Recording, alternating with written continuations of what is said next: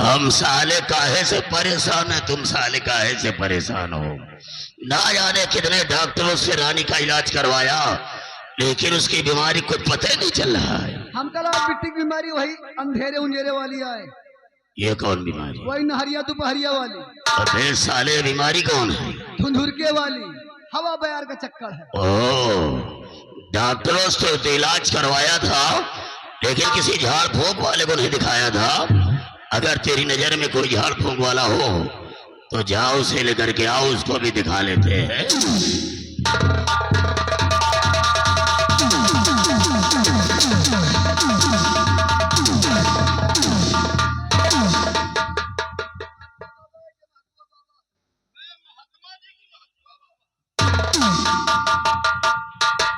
गुरुदेव, महात्मा जी, आप सुबह सुबह हमारे राजमहल में? राजन, आपका नाम सुनकर आया हूँ। बहुत अच्छा किया गुरुदेव, कम से कम सुबह सुबह आपके दर्शन हो गए हैं। लेकिन महात्मा जी, इतनी जल्दी सुबह आने का कारण हम आपसे कुछ जानकारी चाहते हैं। अवश्य राजन। सुने महात्मा जी कि हम पूछना क्या चाहते हैं।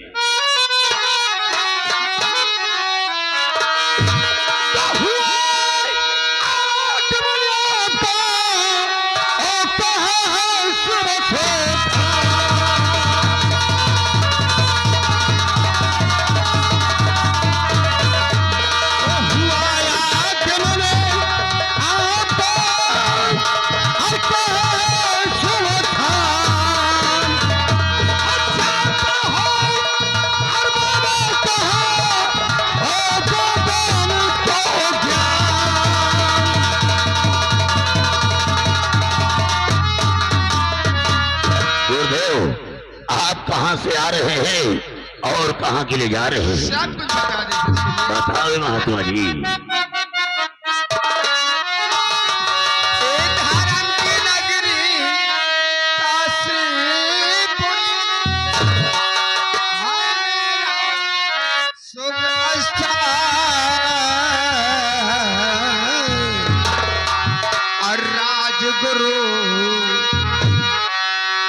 राजगुरु इस राज का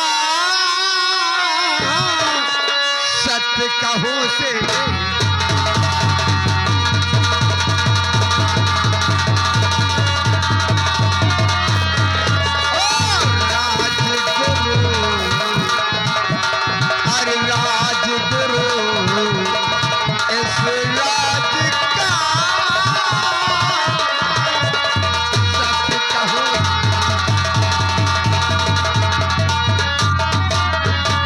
राजन, मैं काशी का रहने वाला हूँ।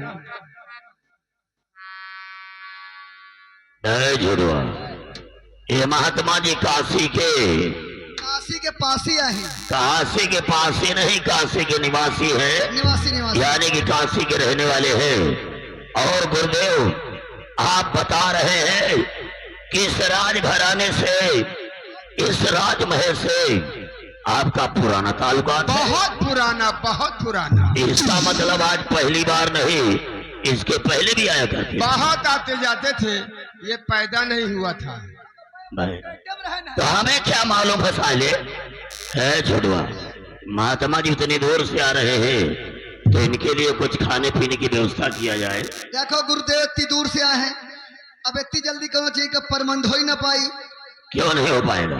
कहा गुरुजी के बड़े बढ़िया गरम बढ़िया खिचड़ी बनवा दे। अबे साले, अकल के अंधे उसे गरम गरम खिचड़ी बोलते हैं। और जैसे खाना पानी बाद में हो जाए, बोले नाश्ता पानी हो जाए तो? अरे तो और अच्छी बात है। बाबा अंडा खाइयो। अबे साले, महात्मा जी अंडा खाएंगे? हमारे गांव के बगल में एक बाबा रात 2-4 अंडा रोज खाते हैं। अरे तो वो साला बाबा घोरी होगा।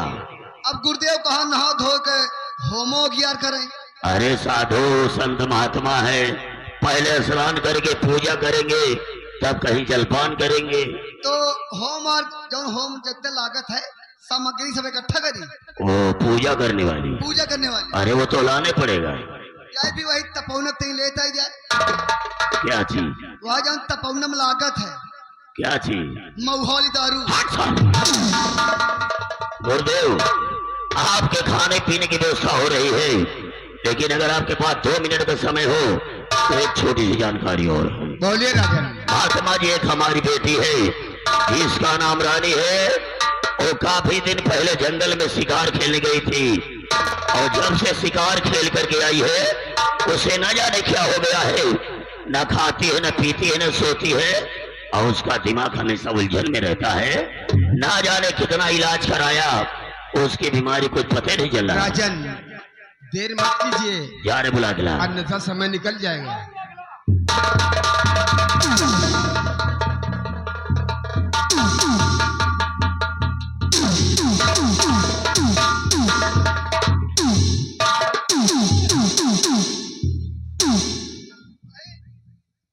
भाई अंधेरे उंजली बीमारी है।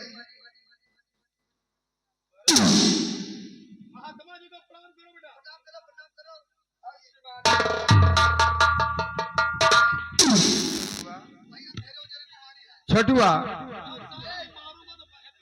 ये तो बिल्कुल सूख गई। अरे बिट्टी पता नहीं कितने भूंजे आलू खवा दी ना। और बिट्टी के पीछे हमें मंत्री जी हम पंचे बहुत परेशान हो गए। एको स्थान बाकी नहीं जहां लई न गए हुए। गंगा मैया, विंध्याचल, शीतला मैया, बरमदेव, बजरंगबली बाबा, आकाशवाणी मैया, केला मैया, करोला मैया, लखना मैया।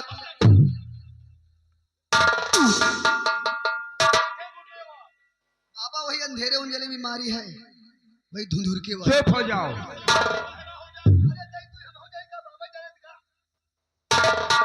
चलो ठीक है, देख लेते हैं।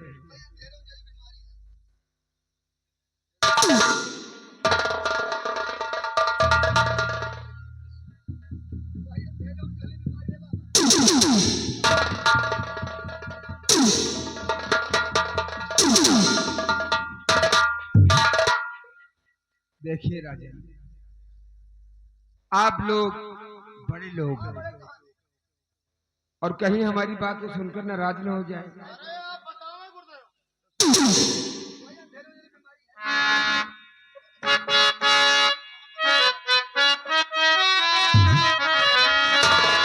अरे खाए देख मसकी,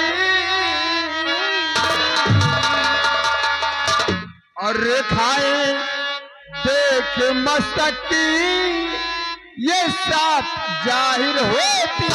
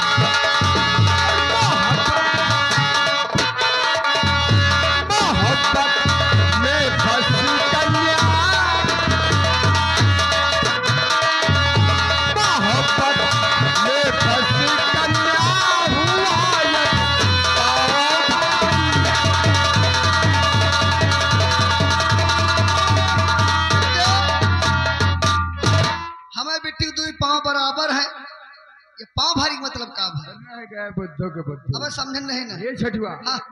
इसके पेट में बच्चा है। पेट में लड़का है।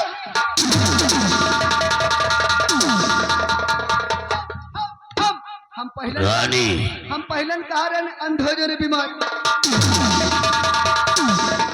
बोले महात्मा जी क्या बता रहे हैं? आई नो पापा, इस तरह से झूठ बोले। हरामखोर, कोई महात्मा सुबह सुबह झूठ नहीं बोलेगा। बोले महात्मा जी क्या बता रहे हैं? मैं आपकी औलाद हूँ, मैं माँ से छोड़ क्यों बोलूंगी? हराम खोर तो सच बता रही है जी बाबा। और महात्मा जी झूठ बोल रहे हैं क्यों? जी बाबा। तुम हमको समझा रही हो।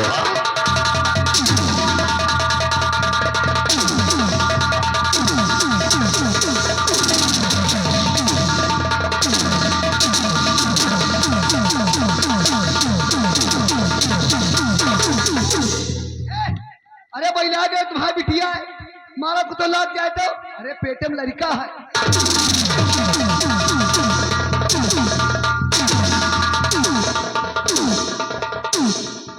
हराम खोर, आज से तो हमारी भी मर चुकी है, आज से मेरी भी मर गई है और मेरे सामने खड़ी है तो एक जिंदा लाश की तरह खड़ी है। और किसी ने कहा है कि अगर लाश को ज्यादा देर तक रखो तो लाश बदबू देने लगती है, इसीलिए हमने लाश का रिश्ता तय कर दिया है। नंबर 1 और नंबर 2 आओ नंबर।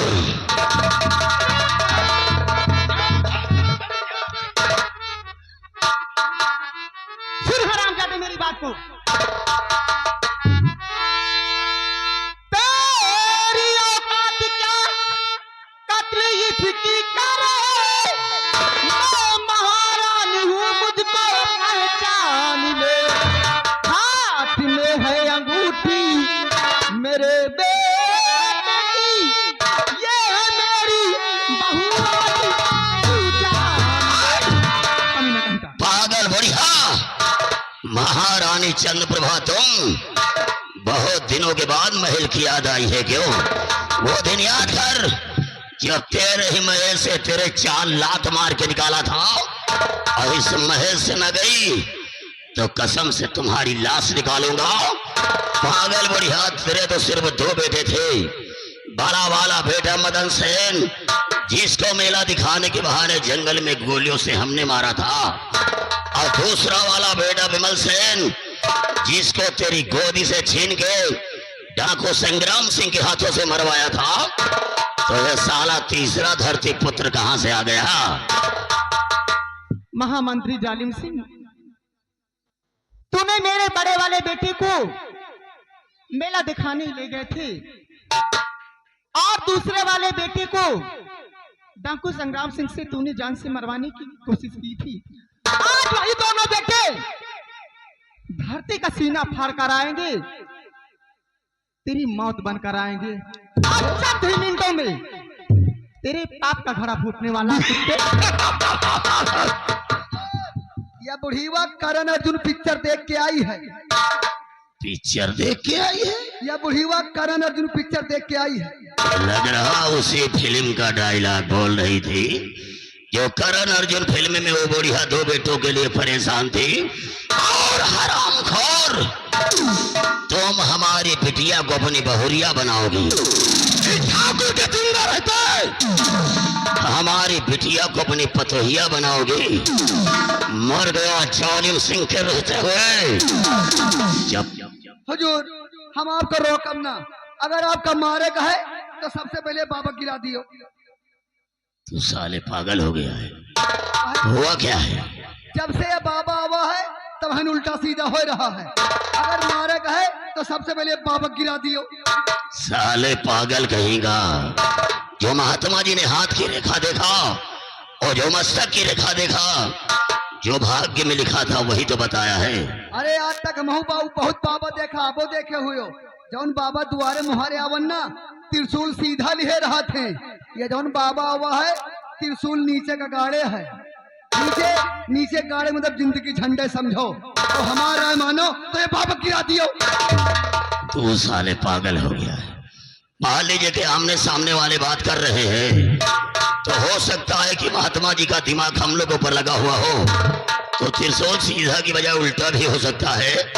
ये कोई नई बात थोड़ी है। जब सीता का पता लगा हुआ हनुमान लंका गिरा है, जब सीता का पता लगा हुआ हनुमान लंका गिरा है, तो रावण कहे ये बंदार का करी, पूरे लंका में आग लगा दी। हुजूर हमारा है मानो तो बाबा गिरा दियो। अबे साले पागल कहीं का, कभी भगवान परमात्मा साधु संत महात्मा के भेष में आ जाते हैं। वो बाबा के रूम में चौरों शैतान आ जाते। ये बात तो ठीक कह रहा है। बहुत साले चोर बदमाश बाबा का भेष बना करके घूम रहे हैं।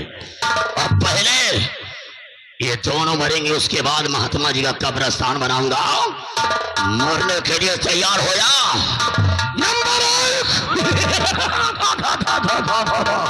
और नंबर 2।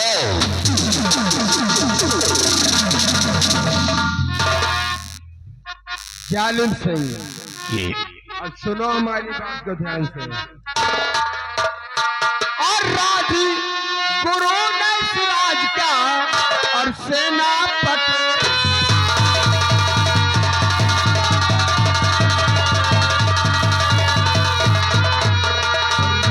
गुरु ने सिराज का और सेनापति प्रताप और जालिम सिंह मेरी तरफ और आंखें खोलो।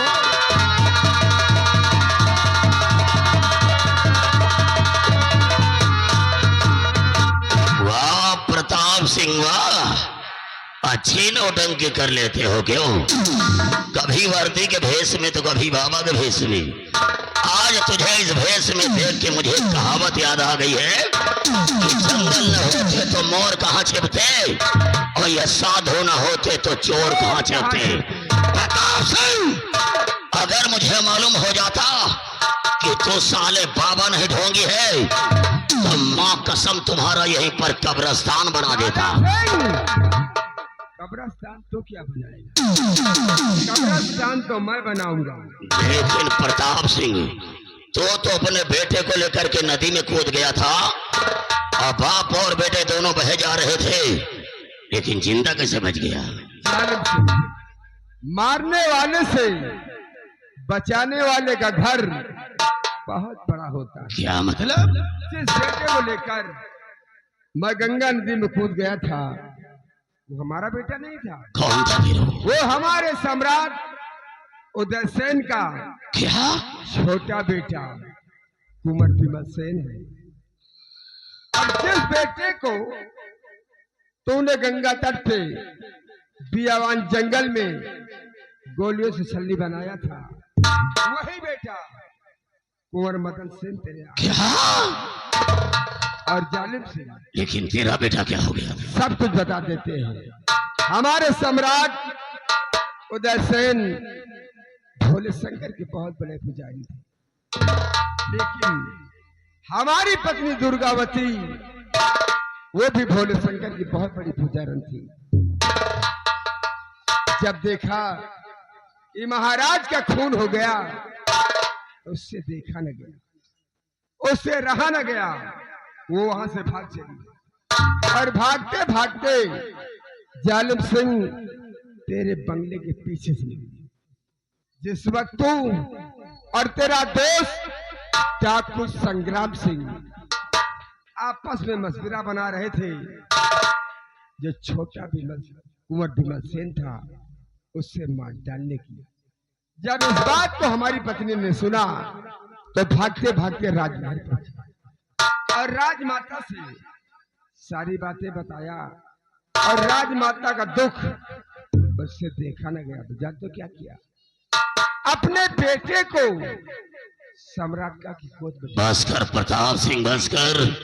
एक तरफ तेरी पत्नी दुर्गावती जो कि महाराज के बेटे को बचाने के लिए बेचारी अपने बेटे का बलिदान करा दिया, और साथ साथ अपना बलिदान करा दिया, और एक तरफ मैं कितना बड़ा लालची कि खजाने और राज की लालच में आकर के दो परिवारों के साथ कितना बड़ा अन्याय किया, और दोनों परिवार के लोग आज भी जिंदा है। प्रताप सिंह, इसीलिए गांव में बुजुर्ग लोग कहा करते हैं कि जैसी करनी वैसा फल, और आज नहीं तो निश्चय कल। जो खजाने और राज की लालच में गलतियां हो गई है, उन गलतियों की हम तुझसे क्षमा चाहते हैं। माफ कर दो। क्यों? दोनों परिवारों को एक तिनके की तरह से बिखेर दिया, और माफ कर दूं, प्रताप। नंगा करके मारूंगा, नंगा करके। क्या करी हो? नंगा करके मारूंगा। हम तुम्हें हाथ जोड़ी कहो पाँव छू ले, इनका नंगा न करो, क्यों? लगोन नहीं पहिरी। हट साले। लेकिन आपसे एक हमारा दरखास्त है, कबो आपसे गलती भय कबो इनका माफ कर दियो, लेकिन हमारा दरखास्त यह है, कभी गर्मी कभी ठंडी ये तो कुदरत के नजारे हैं, कभी गर्मी कभी ठंडी ये तो कुदरत के नजारे शाबाश। हैं। जालिम सिंह के खींच के मारो जूता पब्लिक के इशारे हैं।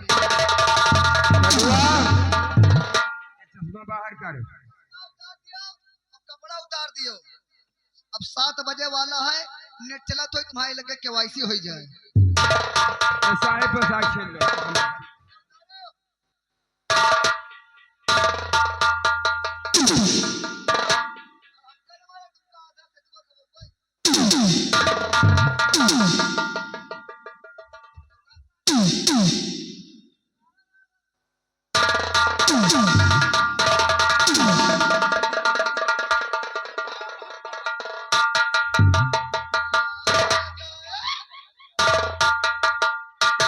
जालिम सिंह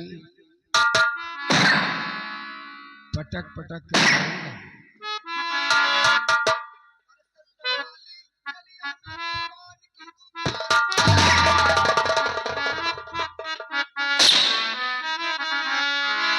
और दुष्टता करने के तुझको और फल चखाना।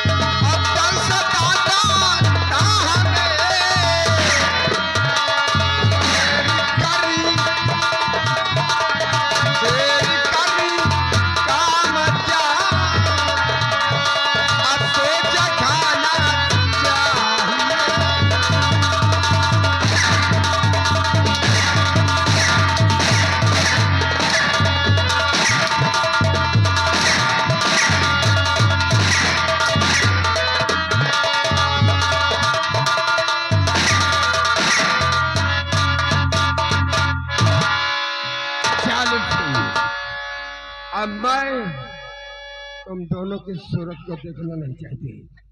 अब मरने के लिए तैयार हो जाओ।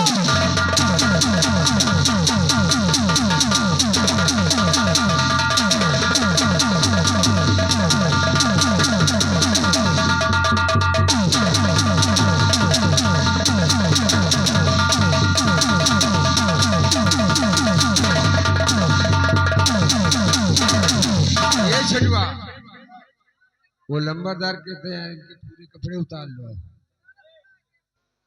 उतार छठुआ साले। कपड़ा उतरवा दो, नीचे कुछ पहिरे नहीं न यार। अब हम दिल्ली का कुतुब मीनार दिखा जाए, का फायदा। छठुआ उतार ले छठुआ। नाराज हो रहे हैं, उतार।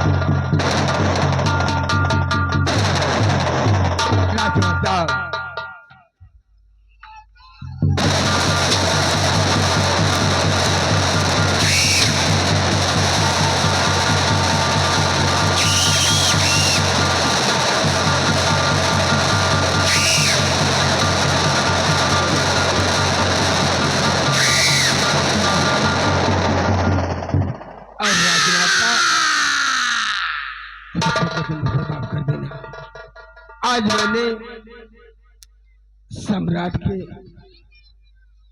दोनों बच्चों को सम्राट को सौंप दिया। यहाँ तक अपनी पत्नी दुर्गावती के दिए हुए वचन को आज मैंने पूरा कर दिया। राजन और राजमाता और बच्चों, हो सके तो मुझे माफ कर देना। जय हिंद, जय भारत।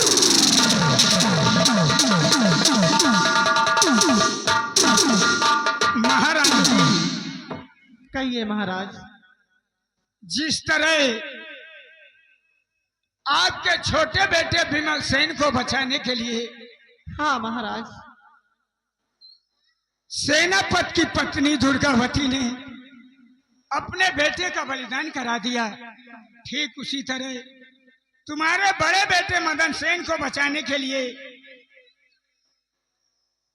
जालिम सिंह के रिवॉल्वर की सारी गोलियां अपने सीने पर उतार ली सेनापति ने। हाँ महाराज। इसलिए मेरा तो यही कहना है कि सुदयनगर साम्राज्य में सेनापति प्रताप सिंह, उसकी पत्नी दुर्गावती और उसके बेटे तीनों की समाधियां बनवा दी जाएं, ताकि आने वाले भविष्य में इस सुदयनगर साम्राज्य में उन तीनों का नाम अमर रहे।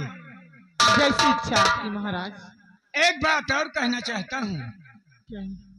हमारी बेटी राखी और आपका छोटा बेटा विमल सेन दोनों एक दूसरे को प्यार करते हैं। जी महाराज। क्यों ना दोनों बच्चों की शादी करा दी जाए। ठीक है महाराज। आओ बच्चों। आ बच्चों।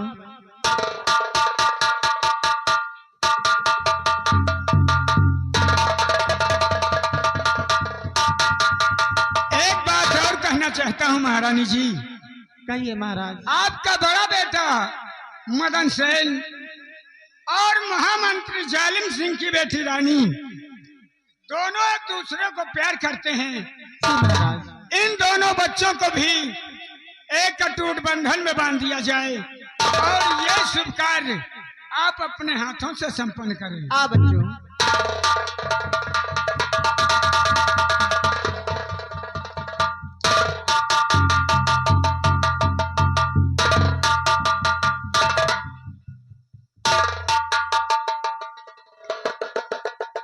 साथियों, ये था मेरा खेल, तख्त और ताज, छुपा हुआ राज और फटाकों संग्राम से। अब इसी